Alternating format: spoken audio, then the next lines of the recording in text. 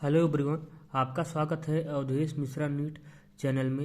ये 31 क्वेश्चन देखते हैं। ये क्वेश्चन इंपॉर्टेंट है, इसका सोल्यूशन आप लोग ध्यान से सुनेंगे, ठीक है। Which of the following is most stable alkene.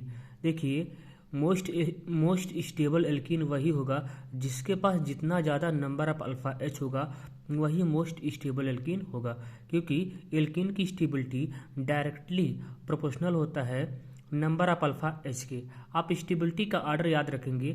सबसे ज़्यादा इफेक्ट डालता है एरोमेटिसिटी। एरोमेटिसिटी सबसे ज़्यादा इफेक्ट डालता है स्टेबिलिटी में, ठीक है। फिर मेसोमेरिक इफेक्ट और रेजोनेंस होता है, ठीक है। उसके बाद हाइपर कॉन्जुगेशन होता है और सबसे लास्ट में वीक इफेक्ट होता है इंडक्टिव इफेक्ट। इंडक्टिव इफेक्ट क्या होता है? सबसे वीक इफेक्ट होता है, ठीक है।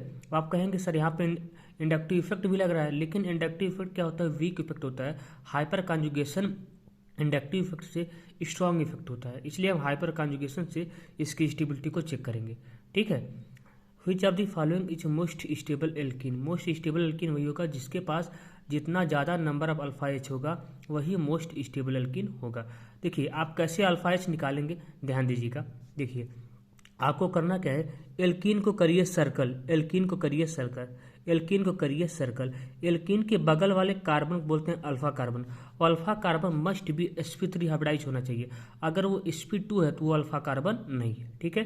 देखिए, ये आपका एल्कीन है, इसको करिए सर्कल। ये आपका अल्फा कार्बन है, ये भी अल्फा कार्बन है, और अल्फा कार्बन से जो भी हाइड्रोजन अटैच होता है उसको बोलते हैं अल्फा हाइड्रोजन, ठीक है। ये आपका एल्कीन है, ये आपका अल्फा कार्बन है, ये भी अल्फा कार्बन है। इसके पास एक अल्फा एच है, इसके पास एक अल्फा एच है। टोटल कितना अल्फा एच हुआ? Total 2 alpha H. तो इसके पास कितना अल्फा एच है? 2 अल्फा एच है। इसको चेक करते हैं, ध्यान दीजिएगा। देखिए, एल्कीन को करिए सर्कल, ठीक है। देखिए, इसको खोलिए, ये CH2CH3 है। पहले CH2 है, फिर CH3 है। CH2 से CH3 अटैच है, ठीक है। ये CH2CH3 है, ये भी CH2CH3 है, ये भी CH2CH3 है, ये भी CH2CH3 है, ठीक है। यानी 2 अल्फा एच यहाँ पे, 2 अल्फा एच यहाँ पे, 2 अल्फा एच यहाँ पे, 2 अल्फा एच यहाँ पे। टोटल कितना हुआ? 2 2 4 2 6 2 8। यहाँ पे 8 अल्फा एच है, यानी ये वाला इससे ज़्यादा स्टेबल होगा क्योंकि इसके पास 8 अल्फा एच है। अब देखिए, एल्कीन को करिए सर्कल, ठीक है। ये अल्फा एच, ये अल्फा एच, ये अल्फा एच, ये अल्फा एच। इसके पास 3 अल्फा एच, इसके पास 3 अल्फा एच, इसके पास 3 अल्फा एच, इसके पास 3 अल्फा एच। टोटल कितना हुआ? 3 3 6 3 9 3 12। इसके पास 12 अल्फा एच है, सबसे ज़्यादा स्टेबल तो यही हो जाएगा, इसलिए सी ऑप्शन करेक्ट हो जाएगा। अब देखिए, एल्कीन को करिए circle, alpha carbon alpha carbon alpha carbon alpha carbon, सभी के पास एक एक हाइड्रोजन है, एक हाइड्रोजन एक हाइड्रोजन एक हाइड्रोजन एक हाइड्रोजन। टोटल कितना है? 4 अल्फा एच है, ठीक है। तो सबसे ज़्यादा अल्फा एच किस में है? सी वाले में। यहाँ पे 12 अल्फा एच है, इसलिए सबसे ज़्यादा स्टेबल यही हो जाएगा, सी ऑप्शन करेक्ट हो जाएगा, ठीक है। इसके पास तो 8 अल्फा एच है, ठीक है। तो इस तरीके से एल्कीन की स्टेबिलिटी को आप चेक करते हैं, ठीक है। अगला क्वेश्चन देखते हैं। The less stable carbocation rearrange to more stable carbocation ion during this rearrangement the migrating atom और ग्रुप लीव एज ए। देखिए, जब कार्बोकैटायन का रीअरेंजमेंट होता है, कार्बोकैटायन रीअरेंजमेंट किस लिए होता है? स्टेबिलिटी गेन करने के लिए, ताकि कार्बोकैटायन क्या हो जाए? स्टेबल हो जाए। तो कार्बोकैटायन की स्टेबिलिटी, कार्बोकैटायन के रीअरेंजमेंट में क्या होता है? सबसे पहले हाइड्राइड शिफ्ट करता है। हाइड्राइड मतलब H माइनस शिफ्ट करता है, ठीक है, H माइनस। इसके बाद फिनाइल शिफ्ट करता है, मतलब पीएच माइनस शिफ्ट करता है, और सबसे लास्ट में CH3 माइनस शिफ्ट करता है, ठीक है। अगर मान लीजिए एक कार्बन पे हाइड्रोजन है, फिनाइल है, ठीक है, और CH3 है, तो सबसे पहले कौन शिफ्ट करेगा? सबसे पहले H शिफ्ट करेगा। वो भी कैसे? H माइनस के रूप में शिफ्ट करता है, H माइनस के रूप में शिफ्ट करता है, ठीक है। तो याद रखेंगे, सबसे पहले कौन शिफ्ट करता है? H माइनस, फिर पीएच माइनस, फिर सबसे लास्ट में CH3 माइनस, ठीक है। तो ये होता है, आर्डर होता है। तो इसमें पूछा है कि कैसे शिफ्ट करते हैं, प्लस के रूप में कि माइनस के रूप में। याद रखेंगे, माइनस के रूप में निगेटिवली चार्ज आयन होता है। क्या होता है? निगेटिवली चार्ज आयन होता है। क्या हो जाएगा? डी ऑप्शन करेक्ट हो जाएगा, डी ऑप्शन करेक्ट हो जाएगा, ठीक है। ये छोटा सा क्वेश्चन था। ये 33 क्वेश्चन देखते हैं। The decreasing order of the stability of ion. देखिए, कार्बोकैटायन की स्टेबिलिटी डायरेक्टली प्रोपोर्शनल होता है प्लस आई के प्लस एम के। यहाँ पे सबसे ज़्यादा स्टेबल हो जाएगा ये सेकेंड वाला। आप लोग याद रखेंगे, अगर प्लस चार्ज के बगल में ऑक्सीजन हो, नाइट्रोजन हो, उसके पास लोन पेयर हो, अगर प्लस चार्ज के बगल में ऑक्सीजन हो, नाइट्रोजन हो, वो यहाँ पे बहुत अच्छा रेजोनेंस होता है, गुड क्वालिटी ऑफ रेजोनेंस होता है, यहाँ पे बहुत अच्छा रेजोनेंस होता है, ठीक है। इसके पास कितना लोन पेयर है? इसके पास 2 लोन पेयर है। लोन पेयर की वजह से ये प्लसियम शो करता है, ठीक है, ये प्लस एम शो करता है। ये क्या करेगा, इस प्लस चार्ज को अपना लोन पे डोनेट कर देगा, इस प्लस चार्ज को कम कर देगा, और कहीं पे चार्ज कम होता है तो उसकी स्टेबिलिटी बहुत ज़्यादा बढ़ जाती है, इसलिए ये सबसे ज़्यादा स्टेबल हो जाएगा।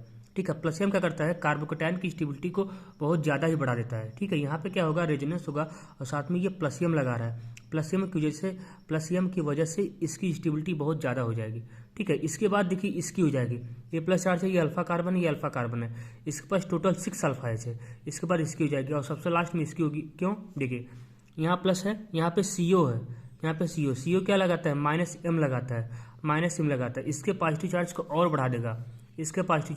बढ़ा देगा, इलेक्ट्रॉन खींचेगा, इसके प्लस चार्ज को और बढ़ाएगा, और कहीं पे चार्ज बढ़ता है तो वो उतना ही ज़्यादा अनस्टेबल होता चला जाता है। ठीक है, इसलिए सबसे ज़्यादा स्टेबल कौन होगा, सेकंड वाला।